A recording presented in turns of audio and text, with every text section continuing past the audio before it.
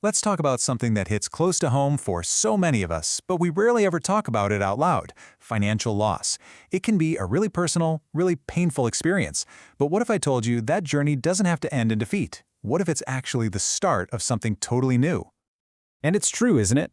Whether it comes from a bad investment, a business that didn't make it, or just a personal crisis that turns your world upside down, that feeling of loss, that sting, is something so many of us share. It's a powerful, powerful reminder that if you're going through this, you are not alone. And that's really the big idea we're going to dig into today. We're going to explore how getting through this incredibly difficult time can actually leave you with new strengths, a whole new perspective, and honestly, a much more solid foundation for your future. So let's start right at the beginning. The moment the storm actually hits, that immediate aftermath can feel completely chaotic, just overwhelming. And it's so important to understand what's really happening, not just in your bank account, but inside your head. Because, look, the numbers on the screen are one thing, but the emotional gut punch, that's what really knocks you off your feet. It's that feeling that the future you had all planned out has just evaporated. And that sudden loss of security can be absolutely terrifying. All of that stress, it creates these massive ripple effects, right? It's directly tied to things like anxiety and even depression. There's this shame that can creep in, and it makes you want to pull away from people, to hide, which leads to this deep sense of isolation right when you need support the most. And yeah, believe it or not, this kind of stress can literally make you sick. Just recognizing that these feelings are a normal part of this whole mess is the first crucial step to getting through it. Okay, so once you've given yourself a minute to breathe, to process that initial shock, the next phase can begin. This is the real turning point. This is where we shift from just reacting to the storm to consciously taking action. This is where you start to take back control.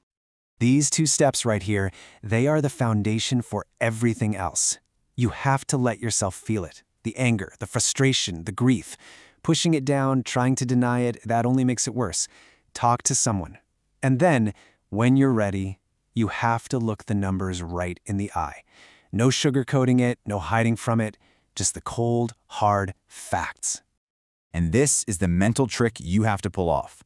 You have to separate that hurricane of emotions, all the anxiety and shame, from the objective, black and white data. Your assets, your liabilities. Acknowledge the feelings, absolutely, but don't let them blur the numbers. Getting that kind of clarity, that's your new starting line.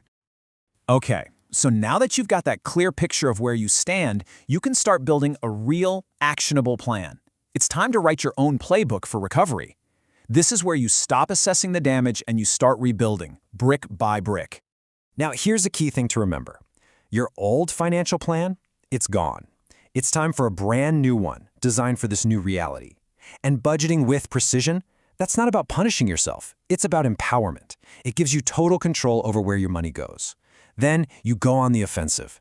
You attack that high-interest debt that's like an anchor weighing you down. And you start, even if it's just with $5, to rebuild that safety net. And this is the goal. This is the North Star for that new emergency fund. Enough cash to cover 3 to 6 months of your absolute essential expenses. Think of it as the seawall that protects you from the next storm. Now, I know that can feel like a mountain to climb at first, but just remember, every single dollar you save is another brick in that wall of security. Now, recovery isn't just about managing what you have left, it's about actively improving your situation. So you ask yourself, can I start a side hustle? Is there a hobby I can turn into cash? And hey, don't be afraid to ask for help. A good financial advisor can give you an objective roadmap. And never, ever forget that investing in your own skills is one of the highest returns you will ever get.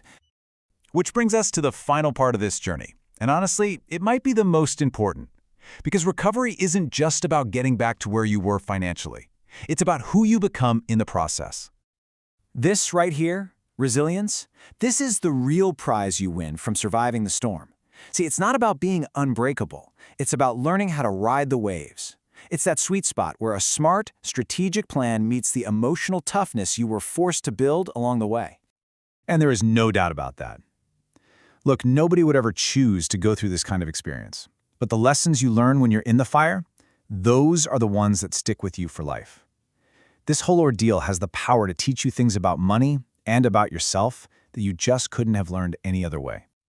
I mean, just look at what you walk away with. You'll understand money on a level you never did before. You'll find a toughness, a resourcefulness you had no idea was in you. Your whole idea of what security means will change. It'll be less about a number in a bank account and more about your own ability to adapt and overcome. And you'll probably have a much clearer picture of what really truly matters in your life. So really, the only question left is for you. This isn't an ending, it's a new beginning, built on a foundation that is stronger than ever before. You've been through the storm, you're wiser now, you're more resilient. The future is a blank page. So, what are you going to build?